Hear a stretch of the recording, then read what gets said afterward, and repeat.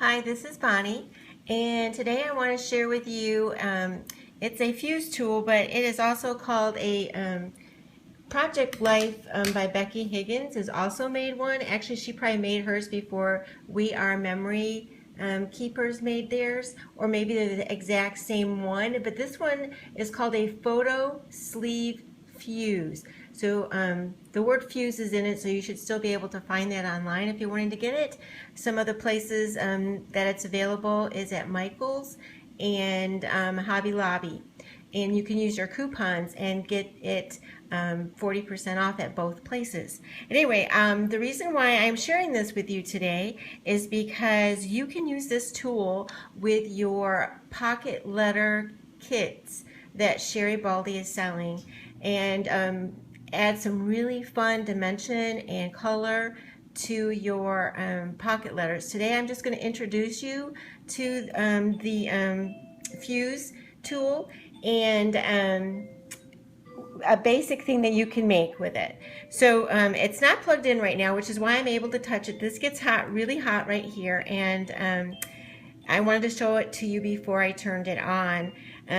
It's just a basic tool like this. It comes with two, it comes with two ends that you can fuse your plastic with. Basically, that's what it's for. It heats up and it fuses plastic together. It's like a sewing machine, but it actually does it with heating it, so it kind of like sews your plastic together, if you want to think of it that way.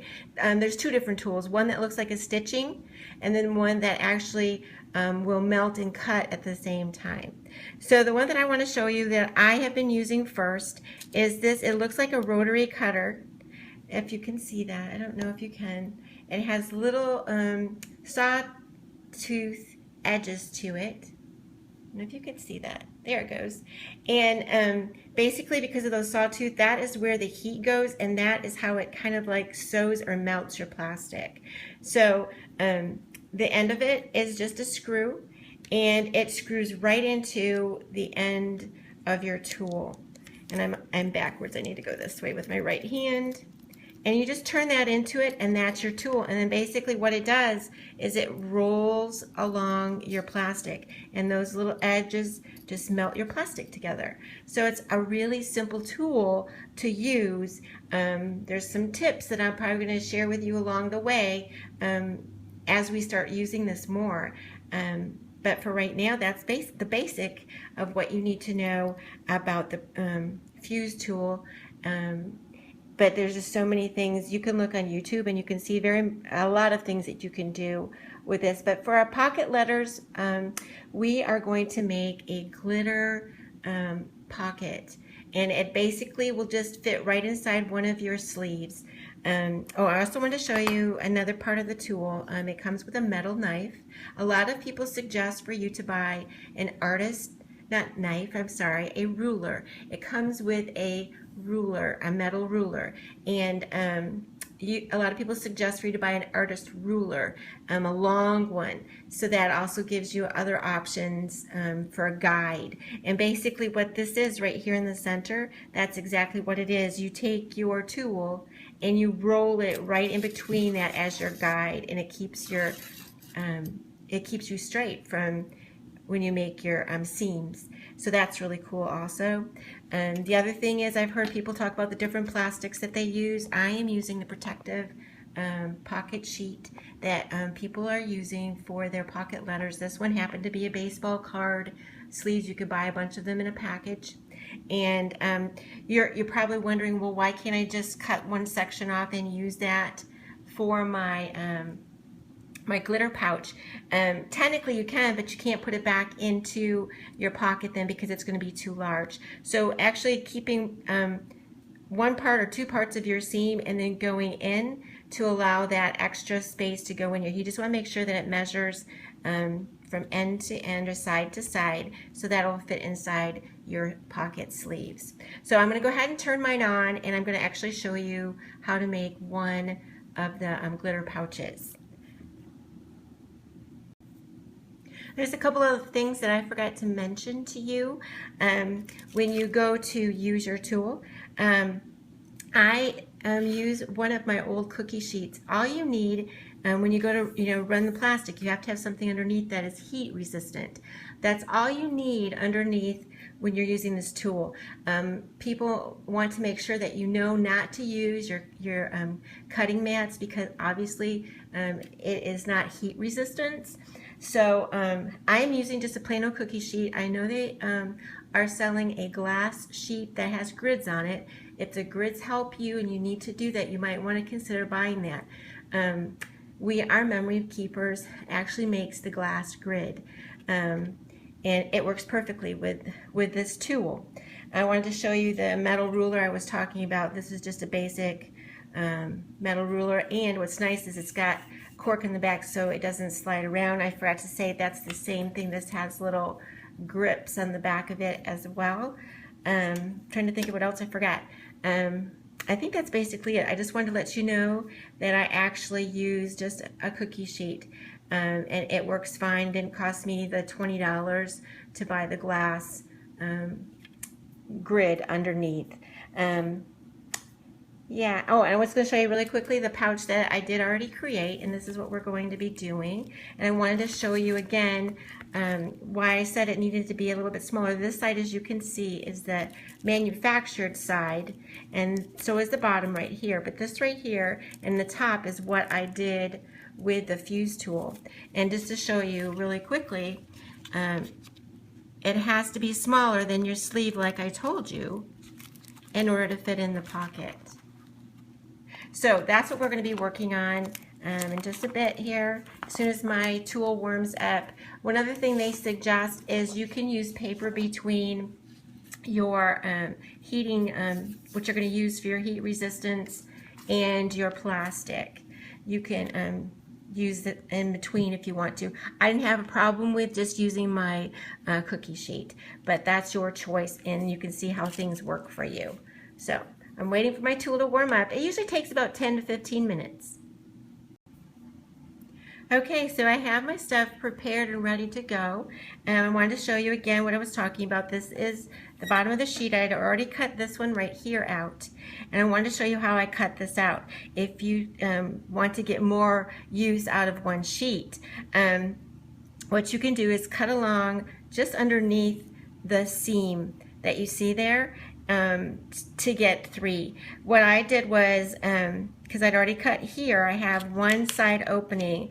I then cut on the opposite side, just on the other side of the manufactured fuse. And the bottom of this has the manufactured fuse on it also. So I cut that away, and you can see I have enough here to do one more on the bottom, and that's going to be the way that it goes all the way across, and I'll end up with 9 pockets. So it's not a waste of using one of these sleeves. So the next thing you do is obviously you don't put your glitter in until you fuse this side right here to make it like a little pouch. And the way I test my fuse tool to know that it's warm is basically I don't touch it, but you know what? I can actually put my hand close to it and I can feel the heat radiating from it, and if I can do that, then I know that it's ready to go. I forgot to tell you, it also comes with this little stand tool. It's not real substantial. It's light, and the tool is a little bit heavier, so it can move, so be careful when you're working with it. So here's my plastic sleeve. It's kind of difficult to see on any surface actually because it's clear. So what you do is basically you get your tool like this that it came with, and I actually just line that up. So you can go right to the edge if you want, but that makes your pocket too skinny. So I go over just a little bit, and again, the grid would help you with that because you would line your grid line up with your strip right here. But I can see pretty much right where I'm at. And the other thing is, if you want a guide, because you can cut the very top of this off, you could get a marker or a pen and mark it right there. But remember, whatever you put on there, it's permanent. and have to be able to cut it off or not see it when you're finished. So I'm just eyeing this. I should have marked it just like I told you, but I'm pretty sure that's good. And another thing is, don't have your wheel go really slow. The longer you have your tool down there, the bigger the holes will get because it's melting. So this, I basically test it and I go through and this is how fast I go, just to let you know, is I start at the end and I go like that. And you can look down there, and in between you can actually see the melting and how it worked. So what I do is I lift it up, I look at it, and if I don't think it's really sealed really well, I will do it again. But one way to test it is to use a bone folder, and you just bring that over and you see that if it's melted or not. If it has melted, see what I'm saying? It's melted, and so my pouch is going to work for my glitter.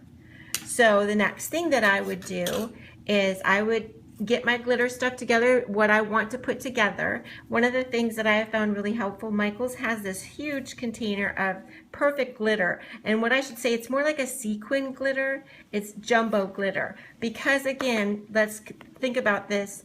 The manufactured seam over here on the side has spaces. If those spaces are large enough for the glitter to go through, they will. So whatever you get, you want to make sure that whatever you seal with, the glitter won't go through. So that's, you just keep that in mind. Just makes sense that it has to be larger. So I'm going to go ahead and get this stuff together to put in my pouch, and then I'll seal the end of this just like I did the side. Alright, so I found some sequins that I am going to be putting in. They happen to be leaves and flowers. And then, like I said, I've also purchased some of the jumbo glitter from Michaels. And all you basically do, you gotta remember there's electricity, sometimes static electricity involved, and it kind of sticks to the side. But all you do is open up your pouch like that and just pour the amount that you would like in. And I always say a little bit more is better than less. And there is what the pouch is going to look like, is just like that. So then all you do is you bring it back, and it's just like I said, sewing. You're going to sew this or seam it with the plastic shut. So again, you get the end of your, and again, I allow a little bit more at the top. Only because I don't really want it sticking up, and then I can always cut it back if I want to. So I come down a little bit further when I do it, but you can do it whatever way you want. So my tool has been ready. It's still sitting here, and again, I'll show you how I run it across. Make sure I get it lined up. It's just like that. And like I said, you can look down and you can actually see it seamed, that it has worked. And then you pick it up, and there you go. You've got your seam. I mean, if you really doubt it, you could always run it again, like I said. But there you go. We've got our awesome pocket to go inside of our pocket sleeves. I hope you enjoyed that. There's a lot of other things you can do. Shapes, you can do triangles, put part in down here and then your paper at the top. There's so many ideas, and any different ones that I come up with, I'll try to share with you. Meanwhile, you can check out YouTube. They have so much, a big, huge resource. And again, I want you to check out Sherri's mybestiesshop.com for your pocket letter inserts. These look beautiful with all of her inserts. Thanks so much for watching.